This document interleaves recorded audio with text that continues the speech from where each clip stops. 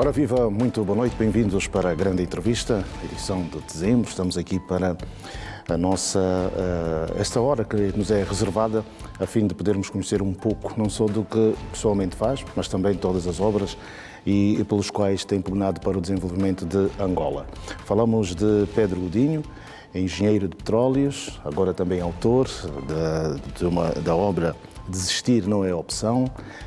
Ele que é nascido em Luanda, a formação foi pela Universidade Agostinho Neto e é do Rangel, né? Muito boa noite, bem-vindo. Boa noite, João Pinto, boa noite, telespectadores. É uma honra podermos falar um pouco, dividir essa nossa conversa, em primeiro lugar, mais autobiográfica, no que diz respeito, sobretudo, aos valores. Valores esses que são transmitidos nesta obra que resolve que as pessoas não parem de sonhar. Exatamente. E a começar por dizer que essa obra é o resultado de uma constatação e de uma certa pressão por parte da nova geração em procurar entender melhor as peripécias e todas as fases da nossa vida. Portanto, um dos aspectos que mais nos preocupou foi o termos verificado que há uma elevada fuga de cérebros para outras geografias, porque a maior parte dos jovens vêm, muitos deles formados em grandes universidades, grandes academias, vêm com o sonho de ter a casa própria, a família, constituir família e, acima de tudo, um emprego. Envolvido algum tempo de muito desespero, acabam por preferir a migração. E então, este livro retrata também alguns dos exemplos, algumas dificuldades que nós tivemos que enfrentar ao longo da vida e nem por isso desistir por nossos sonhos. Portanto, penso que também é importante as gerações mais velhas poderem, eu penso que é mesmo uma obrigação moral, poderem escrever um livro para transmitir e partilharem as suas experiências com o jovem, com a nova geração, porque elas, aliás, todo e qualquer jovem precisa de uma referência. Mesmo uma criança, quando vai crescendo, olha se gostar de futebol, qual é a maior referência dele, sonha ser um Ronaldo, se for um político, naturalmente vai encontrar um personagem com o qual que ele usa para poder estimular nos momentos mais difíceis. Por isso, escolhemos o título Desistir Não é Opção, mas tendo como objetivo motivar a juventude a perseguir os seus sonhos e os seus objetivos. Vamos entrar já daqui a pouco mais para o livro, mas pelo que nos diz agora, esta parte em que os jovens querem tudo no imediato. Onde é que houve a ruptura em que as pessoas olham, por exemplo, para o Pedro Godinho, olham para aquela outra pessoa bem-sucedida e acham que tudo caiu do céu? Onde é que houve esta ruptura em concreto para que as pessoas quisessem imediatamente ter o que os mais velhos têm? Naturalmente, a globalização trouxe as partes positivas e negativas, mas nesse sentido até eu diria que é positivo, porque permitiu à nova geração entrar em contacto facilmente ou com facilidade com o mundo que nos envolve. Nós, quando nascemos, tínhamos rádio e televisão, passámos a ter há 75 anos, 74, foi a primeira vez que tivemos televisão.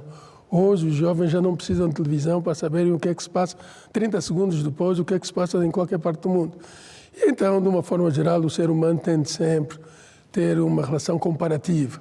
Se eu estou aqui, tive esse modelo de formação e, naturalmente, tive um colega na mesma condição e fazendo uma comparação de vida, ele diz alguma coisa não está bem. Se de facto ele te ver em desvantagem, o que vai fazer é tentar procurar meios, condições e geografias onde ele possa facilmente realizar o seu sonho. Mas diz-se que o sucesso, onde vem antes do trabalho, é só no dicionário, né? Porque é preciso muito trabalho para se ter sucesso. Não, mas o que eu vejo hoje, todos os dias, não é querer ter os bens materiais sem trabalhar. Os jovens hoje clamam, a nova geração hoje clama é emprego, porque nós recebemos mensagens e contactos pessoais todos os dias com muitos jovens que formaram-se nos Estados Unidos, em UK, nessas grandes universidades, a pedirem tão somente um emprego, mesmo sem um salário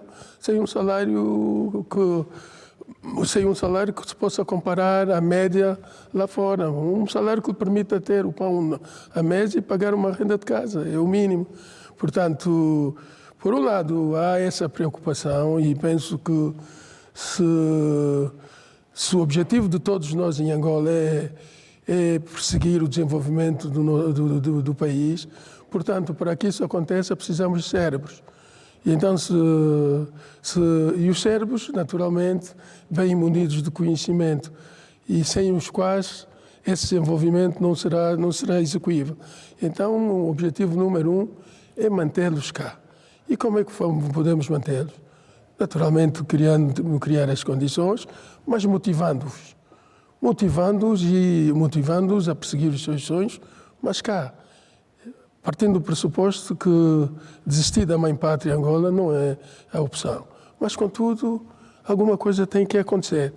E depois, quando passarmos essa fase de estabelecermos a nova geração por cá, tentar trazer os cérebros que estão fora para aqui. Mas é preciso que o país se mobilize e a nossa liderança decida-se, então, definir uma estratégia que permita tanto reter os cérebros cá, como atrair aqueles que estão interessados em voltar. Porque temos tido contato com muitos jovens fora que querem voltar, mas também têm funções de destaque em multinacionais noutras paragens, noutras latitudes. Muito bem. Essa situação da diáspora que muitas vezes se discute e já houve polémicas, inclusive, mas isso são contas de outro rosário, desistir não é opção. É a sua obra, em princípio ela é autobiográfica. Quando se escreve algo assim, expõe-se um pouco daquilo que se viveu. E na sinopse que pude ler, vem do dia a dia normal, dos gelados, da venda de gelados, mas sempre olhando para os seus progenitores, para os valores do trabalho, da vida e da responsabilidade, é isso? Exatamente. A formação de um homem e, naturalmente, se queremos forjar alguém que o trazemos ao mundo e que e sejamos capazes de dar-lhes uma ferramenta que permita facilmente atingirem o sucesso, esses princípios têm que ser definidos dentro da disciplina, do rigor, do trabalho, o amor ao próximo e a entrega absoluta. Portanto, esses foram os princípios que nortearam exatamente o modelo de educação. Sim. Eu pediria só temos aqui uma pequena interferência de um colega, por favor. Mas vamos continuar. Portanto, esta educação que nós falamos e que nós olhamos um pouco, é um percurso que hoje, e porque falou agora que há essa necessidade e essa importância de jovens que querem mesmo trabalhar, expondo um pouco daquilo que é a sua vida. Quando começou a escrever, não sentiu nenhum receio de o conhecerem por dentro? Não, porque um dos princípios que, de facto, me norteia exatamente a franqueza, a frontalidade. E, portanto, quando queremos convencer alguém a olhar exatamente para o nosso percurso como algo estimulante, como algo que possa motivar, temos que ser o mais genuinamente possível. E, portanto, independentemente de pessoas que possam não se sentirem bem ou não se sentirem confortáveis com essa minha forma genuína de expor as coisas, nós temos que continuar porque, de facto, a nossa identidade, o nosso eu depende exatamente da forma como nós defendemos os nossos princípios. Há poucas pessoas que têm essa nos últimos tempos, nota-se que há poucas pessoas que, por exemplo, têm o tipo de coragem de poderem enfrentar e falar diretamente aquilo que pensam. Sim, porque de uma forma geral também que vemos uma certa dependência, em relação ao sistema em si.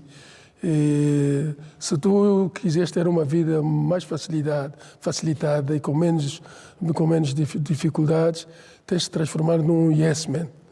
Portanto, quando um dia alguém tomar a decisão de que esse estatuto de yes-man não é o mais adequado, então tende sempre a correr determinados riscos, a passar por algumas peripécias e vicissitudes.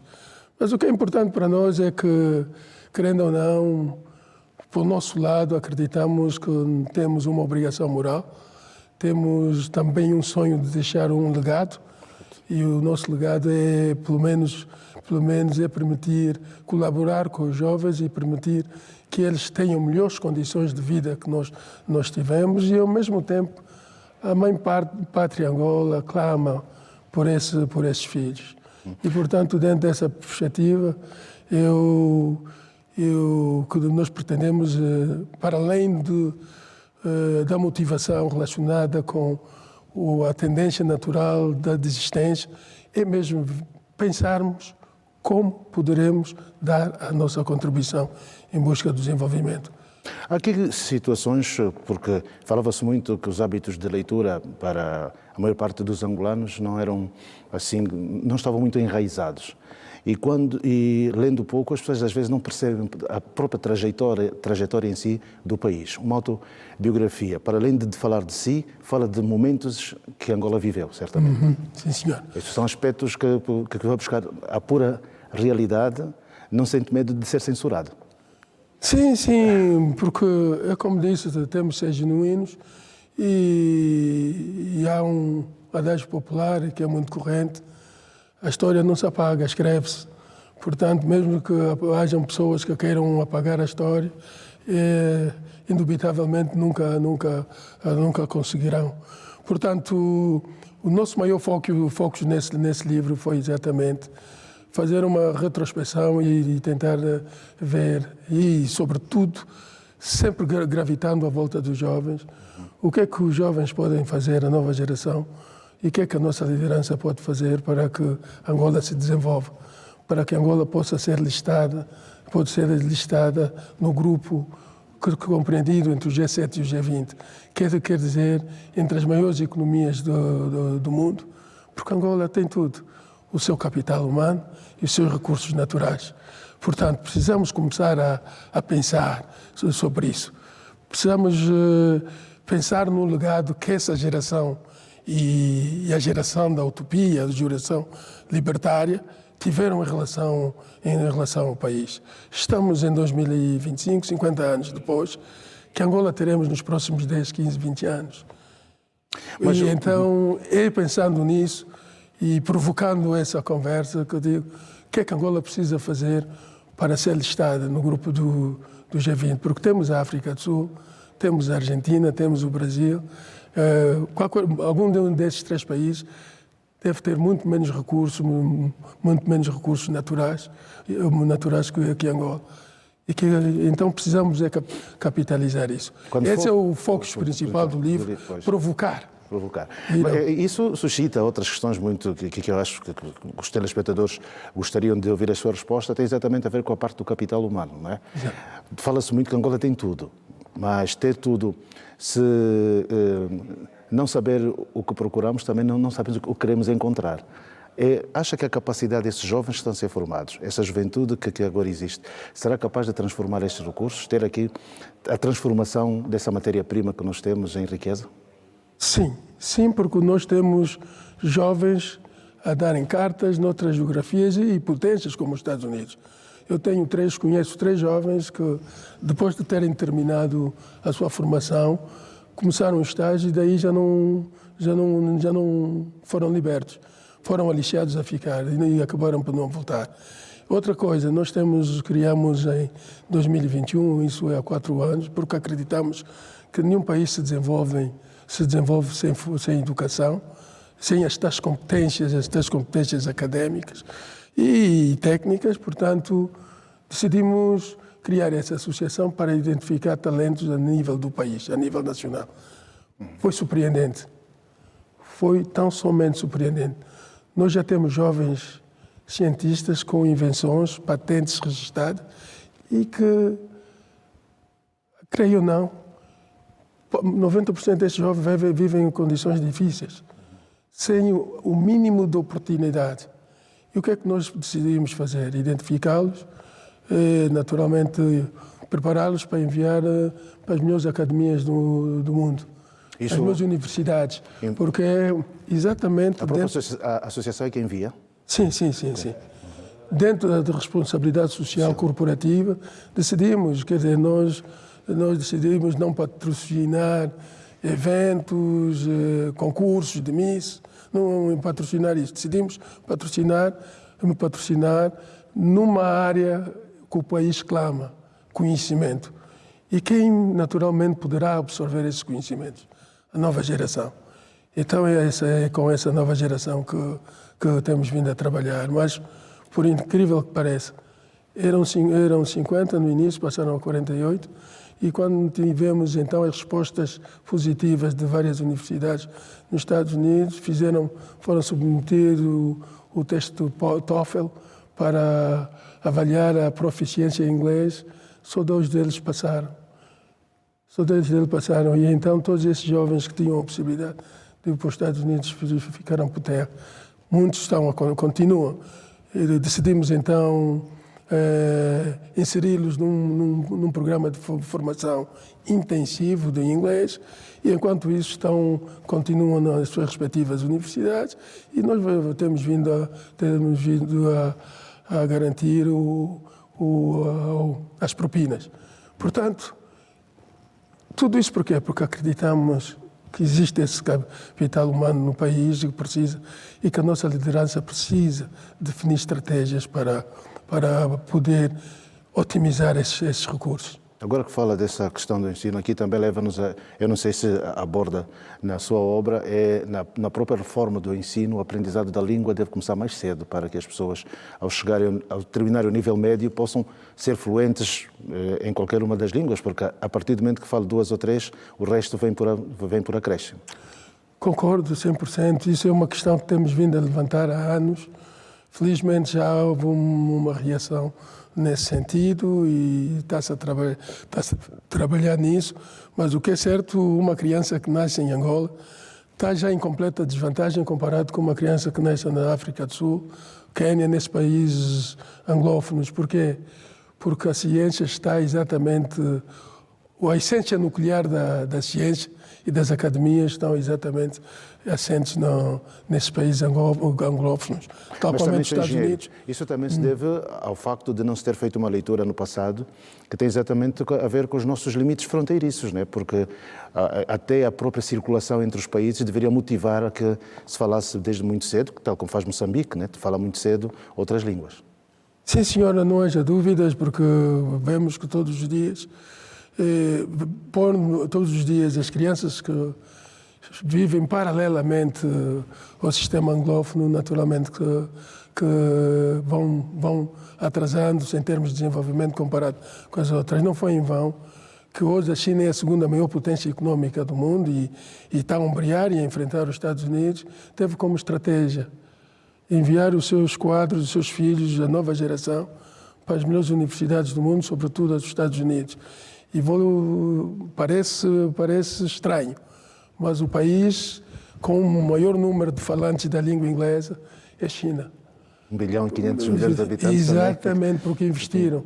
Quando falamos em índice de desenvolvimento humano, vemos que a Islândia, a Suécia, a Noruega, qualquer um desses países tem a língua indígena, materna, e logo a seguir inglês. Não se encontra nenhum sueco ou nenhum norueguês ou islandês que não fale inglês. Portanto, isso foi uma visão já antecipada das coisas, porque de facto as pessoas concluíram que o conhecimento é a base de tudo. Por exemplo, temos a questão mesmo da Islândia que neste momento vive somente das pescas e da energia geotérmica. Com estes 2 recursos, consegue garantir um índice de desenvolvimento humano número 1. A Suécia só tem água e pescas, não tem outro recurso. E, no entanto, é o número 3 na tabela do Índice de Desenvolvimento Humano. Então, Angola, com tudo isso, será que ainda, com tudo isso, será que ainda temos dúvidas que se investimos no nosso capital humano e nos nossos recursos naturais serem geridos com transparência e dentro dos padrões internacionalmente aceitos, não chegaremos lá? Mas as assimetrias que nós temos, portanto, regionais, e fala-se muito disso, que é preciso combatê-las, isto pode garantir, acredita que em 15, 20 anos se pode ultrapassar essas dificuldades que existem? O mais importante em todo o processo é a força de vontade da nossa liderança, estratégia, visão da nossa liderança. Porque há uma característica no povo angolano. O povo angolano é voluntarioso. Se eles forem mobilizados e se algum líder chegar, sobretudo a nossa liderança, dizer, olha, nosso sonho é desenvolver o país, as condições de que necessitamos para desenvolver o país, investir no conhecimento e precisamos, a nossa meta é atingir o G20, ou o G17, ou o G15. Por que insiste muito no G20, no G7? Não, insisto muito e essa pergunta é pertinente. Pois. Quero transmitir às pessoas que quando um país atinge esse nível, quer com isso dizer que tem a sua economia desenvolvida. E a economia é definida por força de trabalhos e meios de produção. Quer com isso dizer que tem potencial para gerar riqueza. Tem potencial para gerar riqueza. Portanto, é fundamental esse aspecto. Quando nos referimos a GES, queremos dizer as grandes nações do mundo, e o que quer dizer que nessa condição, estando listado, só será pobre quem de facto pouco ou nada fizer. Porque aqueles que estiverem dedicados com disciplina, naturalmente, o sistema econômico do próprio país os protege. Quer dizer, cria as condições de empregabilidade, cria as condições de saúde e educação, e são esses os fatores que determinam o índice de desenvolvimento humano. E quando falamos em índice de desenvolvimento humano, estamos a dizer que pessoas com qualidade de vida. E muitas das vezes ter qualidade de vida não é ser rico, mas é ter aquilo que é elementar para que qualquer ser humano se sinta bem. E isso é importante, porque já não basta dizer vamos dar água, vamos dar luz, vamos construir hospitais, isso não chega. É dizer mesmo como Angola será vista nos próximos 10, 20, 15 anos. Angola só será respeitada e vai abandonar o estatuto de pedinte, porque nós, para fazermos alguma coisa, temos que pedir o FMI, o Banco Mundial e a USAID. Quer dizer, quase que não há um exato... Não concorda com isso? Não. Porque nós temos recursos bastantes. Temos é que gerir com transparência. A corrupção corrói qualquer economia. Então devemos começar por aí. É começar na formação, na educação, transmitir conhecimento para que esses conhecimentos se transformem em desenvolvimento, quando se transformam em desenvolvimento. Na saúde, naturalmente, porque um país com cidadãos doentes não estão em condições de desenvolver. Então, fechar, mas qual é a meta? Por exemplo, dizer, olha, imobilizar o país. E como dizia atrás, o povo angolano é voluntarioso. Tal qualmente foram mobilizados muitos jovens, 74, 75, a ir à mata e pouco antes, mas a maior mobilização foi nessa, voluntária, sem salários, entregarem-se nas FAPLA para irem combater voluntariamente e sem ter a certeza que voltaria no dia seguinte. Por quê? Porque há o patriotismo, o espírito, pensar nação, pensar país, pensar Angola e, naturalmente, o voluntarismo. E é isso que a nossa liderança tem que apostar, na mobilização do povo, dizer o nosso objetivo é esse, estamos com essas dificuldades, mas se todos trabalhamos com uma estratégia bem definida, se todos trabalhamos, dentro de 10 anos, 15 anos, Angola estará a ombrear com esses países. Eu não tenho dúvidas, porque todos os dias mantenho contactos com entidades e pessoas com cargos de relevância por esse mundo fora e que dizem só gostariam de ter Angola só por 10 anos. Só ter por 10 anos, para ver o que é que fariam e onde estariam. Se as pessoas lá fora acreditam no potencial de Angola, o presidente Biden esteve aqui e disse que Angola pode se tornar uma das grandes no mundo. Se um presidente americano menciona isso, temos mais razões para ter dúvidas. O engenheiro está a falar muito da questão da mãe-pátria, do patriotismo. Nestes nossos 50 anos de independência, portanto, muitas das pessoas que lideraram, etc., não puseram muitos recursos lá fora. Não é? Portanto, essa situação, de alguma forma, fez com que também, se calhar, a geração que vem depois da independência começou também a olhar esta migração como a saída ideal porque dizia-se que uma consulta pequena era no estrangeiro, que para comprar comida vinha do estrangeiro, etc. Isso, de alguma forma, não tirou aquilo que era o valor da própria produção, sem nos esquecermos do conflito armado, que está claro, não é? Há um fenómeno, há uma decisão que foi tomada e que não tenho receio de dizer, porque vivemos isso todos os dias. Uma decisão que foi tomada que está a permitir que milhões, se não bilhões de dólares saiam do o mercado local de Angola para ir fortalecer as outras economias lá fora. E se não saem, deviam entrar, mas já não entram para o nosso circuito económico do país, porque há leis que, em vez de facilitar os interesses do país, naturalmente prejudicam. E há uma lei que é a Lei 2/12, 13 de janeiro, que é a nova lei cambial para o setor petrolífero, que foi excelente, foi bem pensado e teve nos primeiros 3 anos teve um resultado fantástico, porque conseguiu um feito grande, a desdolarização da nossa economia, porque recorda-se muito bem que no passado nós comprávamos uma garrafa de água, chiclete, ia ao restaurante, era tudo dólares.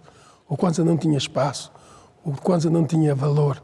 Portanto, com a criação dessa lei, criou-se mecanismos que permitiu, então, que a moeda nacional se fortalecesse com altos e baixos. Contudo, quando ela foi aplicada, o preço do petróleo estava em alta, tínhamos dólares a flutuar por tudo quanto é canto, porque nessa altura o preço do petróleo estava acima dos $100, a nossa produção estava acima de 1,7, então Angola tinha muitos dólares e nós deixámos-nos embriagar com os petrodólares. Portanto, as pessoas concordaram. As empresas prestadoras de serviços e as demais produtivas disseram bem, pronto, o mecanismo é eu depositar os kwanzas e depois eu solicitar o pagamento fora com a moeda forte, tudo bem, desde que a moeda forte esteja lá, ok. Mas já desde 2015 que isso deixou de existir. O país entrou em recessão. Então, essas empresas que foram encontrando dificuldades em fazer pagamentos fora, honrar os compromissos, das duas uma. Ou tinham que abandonar o mercado e ir para outras latitudes, e continuam a fazer, algumas delas estão a fazer, ou então encontrar um mecanismo. Eles encontraram um mecanismo, são os acordos os contratos tripartidos, que permite que o residente cambial, que não pode receber em dólares, pelo menos ter uma sucursal, uma empresa, não diria mãe, satélite, para fazer o contrato com os operadores. E então esses pagamentos são feitos lá fora, e cá só vem aquilo que o residente cambial disser que necessita. pagar salários, pagar rendas de casa, os governos. Tudo o resto. Os milhões, os bilhões estão lá fora. E o que Está a criar um déficit aqui dentro? Está a criar... Claro está, por isso é que hoje estamos do jeito como estamos. Quer dizer, se precisar importar uma máquina hoje, são 7 a 9 meses, porque há dificuldades cambiais. E então, a solução para isso está aí. A solução está aí. Altera-se ou congela-se a lei, ou parte dos princípios da lei. A lei continua sempre a exigir, poderá continuar sempre a exigir, que nenhum residente cambial pode ir ao banco, levantar o dinheiro e fazer pagamentos em moeda forte. De acordo.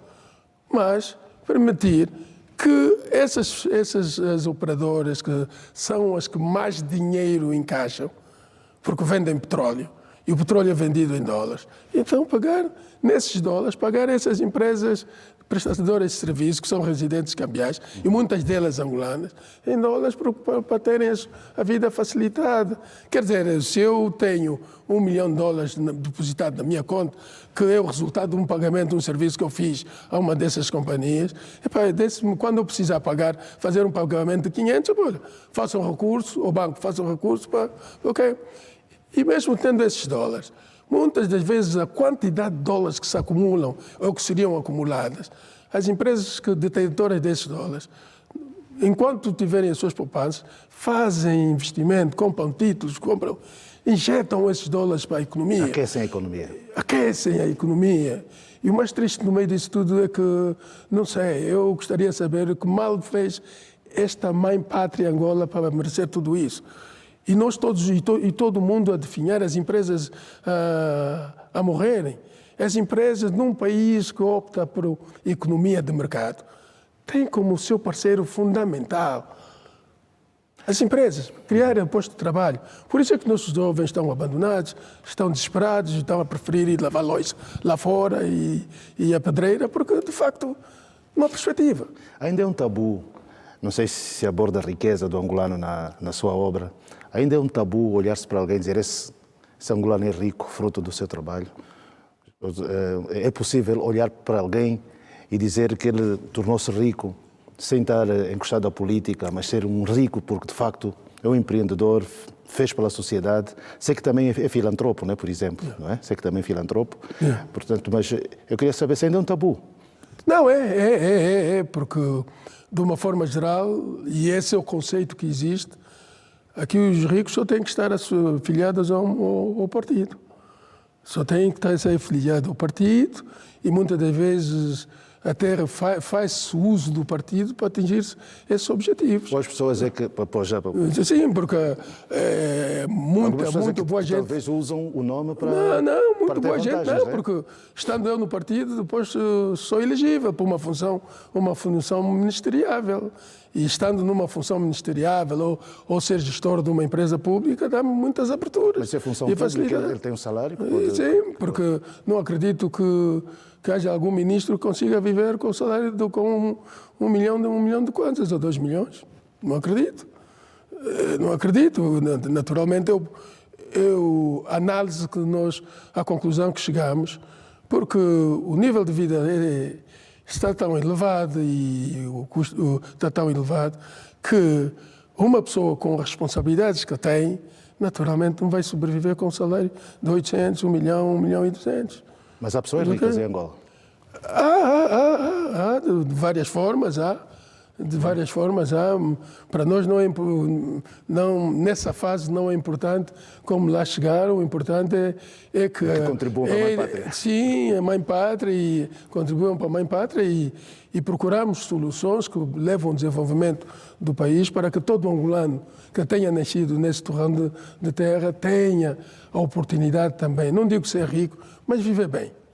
O AmCham, esta Câmara de Comércio que lidera já há algum tempo, como é que vê a grande aproximação? Portanto, essas políticas novas, as políticas que vieram com Trump, que é o MAGA, né? Make America Great Again, e nota-se que, de facto, alguns países têm estado a aproveitar esta oportunidade para se concentrarem no seu capital humano e nas suas riquezas para também mostrarem que podem fazer mais. A África está a acompanhar esse processo? Essa é uma das nossas maiores preocupações. E por isso é que dizia aqui, quando me perguntou por que o GES, porque as pessoas só são valorizadas quando não apresentam o estatuto de pedinte. E mesmo hoje vemos que a Europa agora tornou-se subalterna da América, dos Estados Unidos, porque há muitos anos deixaram-se embriagar na sombra da bananeira, acreditando que tinham alguém todo-poderoso e que fazia tudo por eles. E agora que houve esse corte umbilical, ou já está a haver esse sinal, naturalmente despertaram e não sei se ir a tempo irão, mas não sei quanto tempo é que vão levar para que consigam recuperar a sua dignidade. Hoje vimos, inclusive, de certa forma, o presidente Trump a lançar farpas contra a Europa e de certa forma, também pouco elogiosa, não é? Um pouco elogiosa. E tudo isso por quê?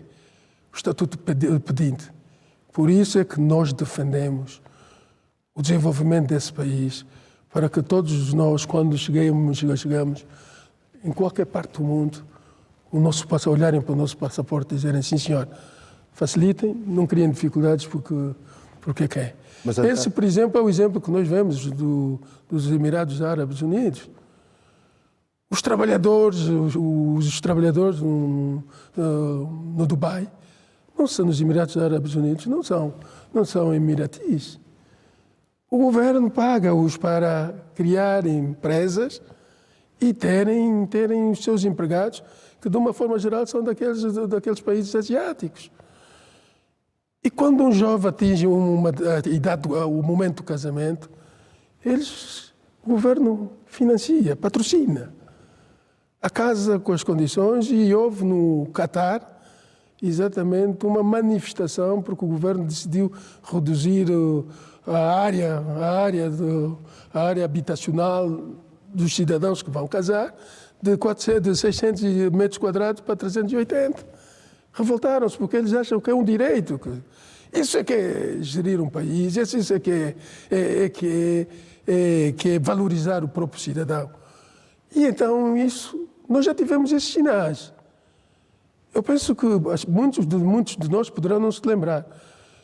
Quando houve o crash em 2008 no mundo, a Troika entrou em Portugal, o ministro da Administração Interna era o Paulo Portas.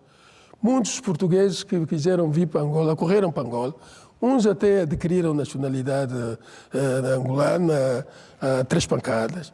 Eu tive uma pessoa que veio ter comigo no meu escritório e dizer: qual é o teu CAP? Eu disse: CAP? Como assim? Não, CAP. O Comitê de Ação do Partido. Eu disse: não tenho um CAP. Eu disse: estou no CAP do Sambizanga, já está aqui o meu cartão. Os portugueses vinham, quase muitos deles queriam vir no porão, queriam vir para aqui. Por quê? Porque a economia estava em alta. Nessa altura, o produto interno bruto em 2014, depois, mesmo nessa fase, atingiu o pico máximo de 22% de crescimento. Portanto, com esses indicadores macroeconómicos, todo mundo respeita, todo mundo quer estar em Angola, todo mundo quer viver, porque a necessidade do bem-estar é manifestada... É intrínseca, não é? É intrínseca a qualquer ser humano. Portanto, se nós apostarmos, se Angola apostar exatamente nesta filosofia do desenvolvimento, mobilização da sociedade, porque para atingir um determinado objetivo é necessário definir planos, estratégias e cumpri-las estritamente, rigorosamente. Se assim o fizermos, estamos ali e o nosso passaporte terá valor. Por exemplo, esses dos Emirados Árabes Unidos têm acesso em toda a parte do mundo sem visto. Isso por quê? Porque eles já concluíram, já concluíram, que esse cidadão vem de um país bilionário, um país onde todo mundo vai depositar o dinheiro. Hoje o centro de gravidade financeira mudou de Londres, de UK, para o Dubai. Para o Dubai, sim.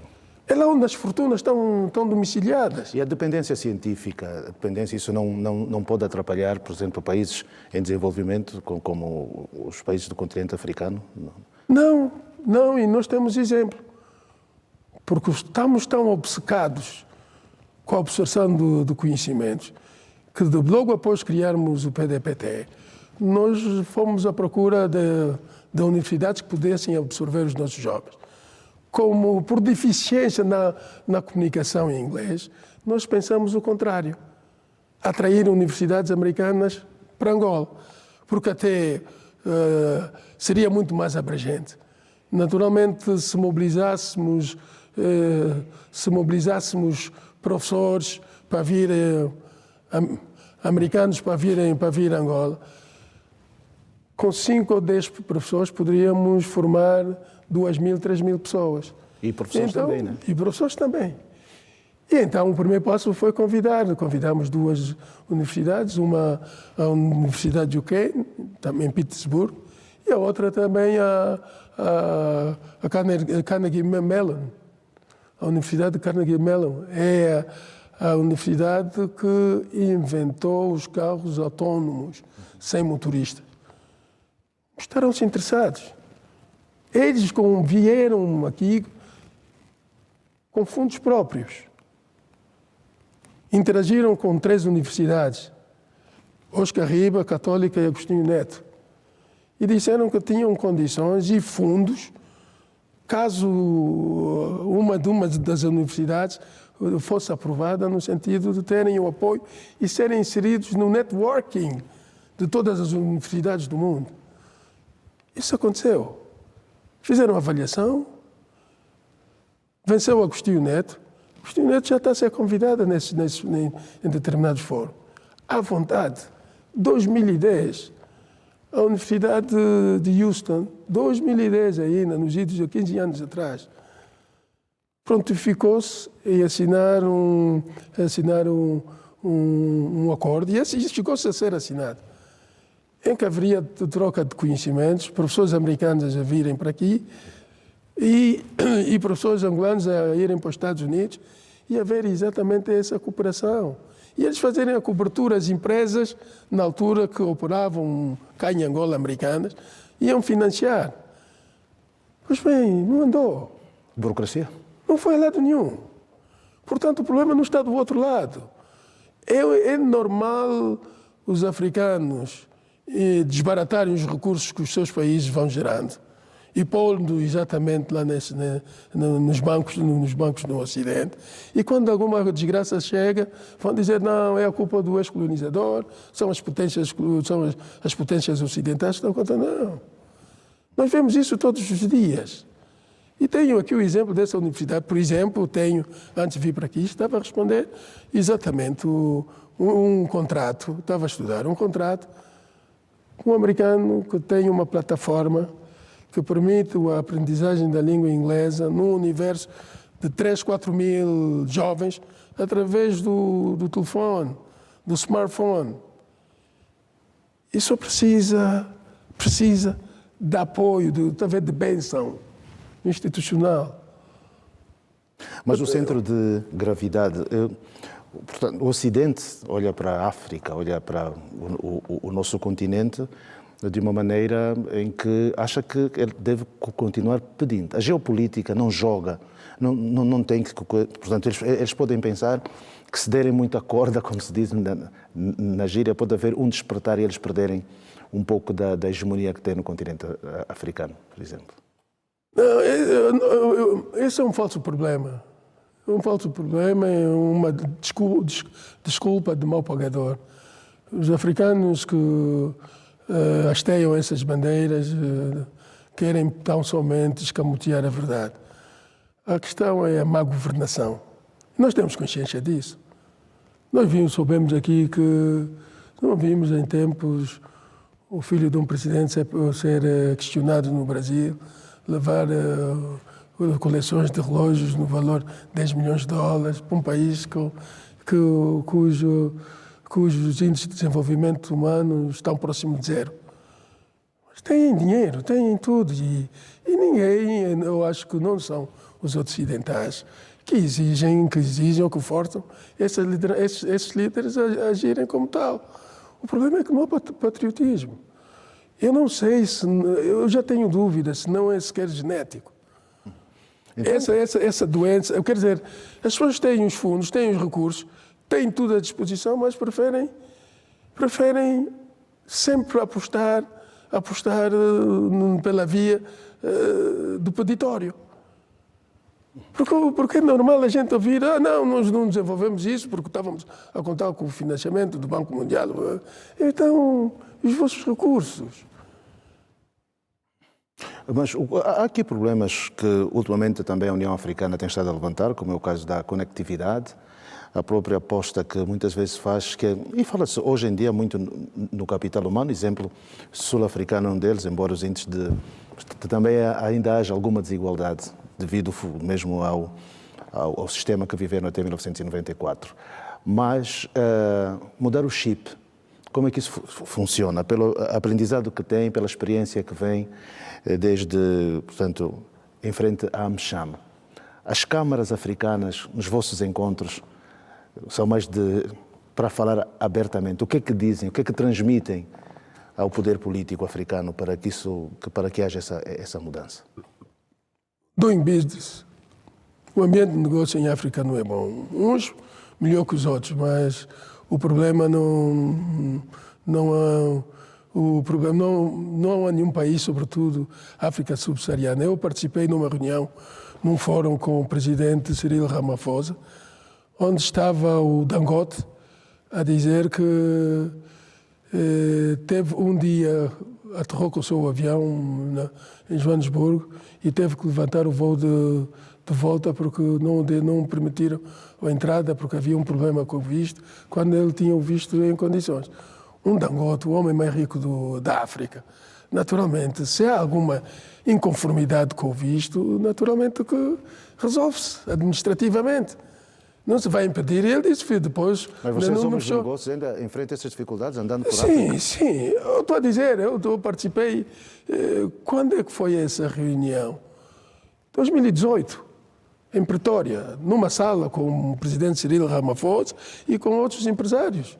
Empresários africanos de outros países e sul-africanos também. Eu participei, nós participamos. E o presidente, estava o ministro da Administração Interna, o presidente chamou-lhe e disse, questionou abertamente se isso era verdade e se isso é possível, se seria possível acontecer na África do Sul, porque o Dangote é uma pessoa conhecida e que naturalmente não ia sair da Nigéria para emigrar, se tivesse que emigrar, não era para criar problemas, mas para fazer investimentos. E é esse um dos problemas a nível da África. E quando dizemos a nível da África, Angola está incluído também. Em conversas é o doing business. Voltando ao desistir, não é opção. Portanto, a obra que tem aí consigo, portanto, escrita de maneira autobiográfica e sendo um homem de negócios, quando é que também será uma opção? Não sei se sugere também na sua obra, estou a fazer perguntas hipotéticas, porque, e agora que falou do doing business, o ambiente de negócios, quando é que, por exemplo, as pessoas vão mudar o chip a começar a estudar, e falou da educação, mas com centro no negócio, e não terminar os estudos para tornar-se mais um empregado. Portanto, sei que, por exemplo, a China tem isso, né, que tem mesmo business, ensina business às pessoas que têm que crescer e desenvolver. Como é que... Isso depende muito da estratégia do país. Porque, como bem disse, a China identificou os seus cérebros e orientou-los em função das suas competências académicas e em função do seu desenvolvimento e a queda. A sua queda por uma área ou outra.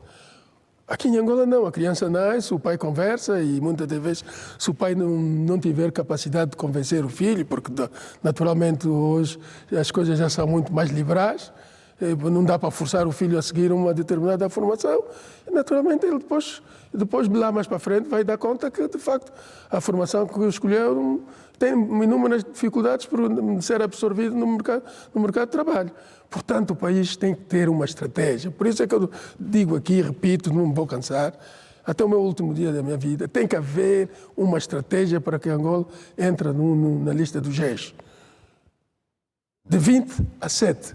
Porque se definir uma estratégia como essa, vai ver que vai haver uma reestruturação profunda no sistema de educação. Uma reestruturação profunda no sistema de formação técnica, porque nem todos nós nascemos para ser doutor. E qualquer país que se queira desenvolver não é com doutores só e com engenheiros. Precisamos de técnicos. Precisamos de técnicos, porque a necessidade que o país tem não dá para esperar 21 anos para que a gente consiga ter alguém formado a nível superior. Então, essas estratégias têm que ser definidas e têm que ser levadas a sério. E quando digo a sério, com acompanhamento. E fala muito para os jovens. Se calhar quem nos esteja a ver agora é alguém que, de repente, sente que os seus sonhos foram cortados ou tem alguma frustração. O conselho que dá na sua obra sobre desistir não é opção. O que é que ele pode fazer quando ele sente que há mesmo dificuldades para ele seguir aquele caminho que pretende? Ok. Como disse, nós precisamos sempre de referências. Ia começar até por dizer uma coisa. Sinto-me um homem realizado, extremamente realizado. Portanto, acredito que a lei biológica da vida me permite concluir que tenho pouco tempo de vida, comparando a um jovem de 20 anos, 30 anos.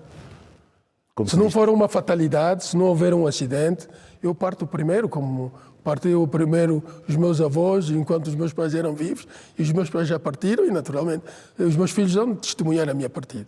Como se diz, tem mais passado que futuro. Exatamente, exatamente. Já temos muito pouco tempo, já vivemos muito mais tempo do que temos pela frente. E então, exatamente por isso, a minha preocupação é deixar um legado. Como serei recordado, mas genuinamente, não é por dar facilidades ou deixar de facilidades. Como alguém que passou por esta Angola e deixou as suas marcas, as suas impressões digitais, e que quando for recordado, foi o bem que fizemos para a Mãe Pátria. O bem que fazemos na Mãe Pátria. Antes de começar, não sei se foi mesmo consigo, quando me abordou, por qualquer coisa, vamos nos tratar lá fora. 50 anos depois, eu penso que é tempo, é momento das pessoas se sentirem mal, não terem que se precipitar para um avião, entrar para o avião e serem tratados lá fora. Temos boas infraestruturas, vamos apostar no homem, vamos trazer cérebros. Pagamos cérebros para virem para aqui para formar e para trabalhar e garantirem a qualidade na assistência médica. Já vimos, de forma irónica, uma boa parte da geração libertária morre toda lá fora e continua a morrer. Saem aqui para os próprios pés, depois vêm no porão. Por quê? Porquê tudo isso? Porque, de facto, ao longo de todas essas décadas, esses anos, não nos preparamos para o futuro. O que fomos fazendo, coisas paliativas e improviso. Portanto, dentro dessa perspectiva, é importante começarmos a parar para termos uma introspeção. Temos um país que está em desenvolvimento, já está naquela fase entre desenvolvido e em desenvolvimento, o Brasil. Os presidentes do Brasil, quando estão doentes, não entram para o avião para ir para a UK ou para os Estados Unidos. São tratados lá mesmo, no Sírio-Libanês. Hospitais como o Sírio-Libanês foram construídos. Estão lá, não saem, acreditam no sistema de saúde. É um exemplo. É um exemplo. Até quando é que deixaremos de recorrer, sair daqui nos próprios pés e voltarmos no porão? Estamos quase a terminar essa entrevista. Eu queria só que falasse um pouco sobre o ser filantropo. É muito difícil olhar. Há pessoas que fazem, né? Às vezes nem sabem que são, mas optando por ser filantropo, dos seus bens e daquilo que tem, reserva uma parte para fazer filantropia? Ou onde é que a faz? Sim, por isso é que eu digo, temos um conglomerado de empresas e dentro da nossa responsabilidade social corporativa temos estado a trabalhar com vários programas que venham a potenciar os jovens academicamente. O caso que nós falamos agora, acabamos de falar, o PDPT, temos um jovem nos Estados Unidos a estudar com recursos nossos. E só não foram mais porque não dominavam a língua inglesa, mas mesmo assim continuamos a formar, a apostar, porque é a contribuição que nós podemos dar. E eu vou dizer até, uma das minhas maiores motivações é que nos anos 79, com o recrudescimento da guerra, a guerra tornou-se muito intensiva, 79, 80, 81. Muitos de nós jovens, mesmo no bairro, éramos recolhidos e entrávamos para dentro do caminhão. Muitas vezes o caminhão das FAPLA estacionava na esquina da escola e quando fosse passar era entrar exatamente dentro do caminhão e seguir para a FAPA, na altura, a Força Aérea, e ir para um campo de treinamento e enviado para a frente de combate. Perdi muitos amigos próximos e muitos deles que ao investirem algum tempo nas Forças Armadas, constituíram famílias e viúvas, filhos, estão entregues à sua sorte. Olhando por tudo isso, sinto-me um privilegiado, porque mesmo com Angola em guerra, com as condições que o país atravessou, com a inflação acima de 3.000%, nós conseguimos navegar e para criarmos alguma estabilidade que temos hoje. Por isso, o meu lema, give something back to the country, dê alguma coisa de volta ao país. A Mãe Pátria criou oportunidades para que chegássemos até esse ponto. Então é a altura de dar alguma coisa de volta. Porque não, eu questiono porque para muita gente, né, acham que a filantropia é tirar algum dinheiro e distribuir e oferecer. Né? Quando os filantropos, pelo aquilo que sei, são pessoas que pugnam para o desenvolvimento. O dinheiro serve para qualquer coisa, para realizar vidas. Exatamente. Está coberto de razão. Temos ali o caso do homem da Microsoft, o Bill Gates.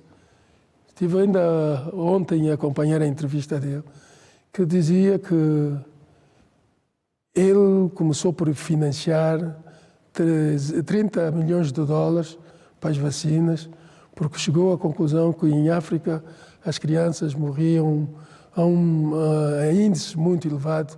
10 milhões de crianças morriam antes dos 5 anos por efeito da malária e outras doenças que eram evitáveis e que com as vacinas podiam melhorar a qualidade de vida dessas pessoas.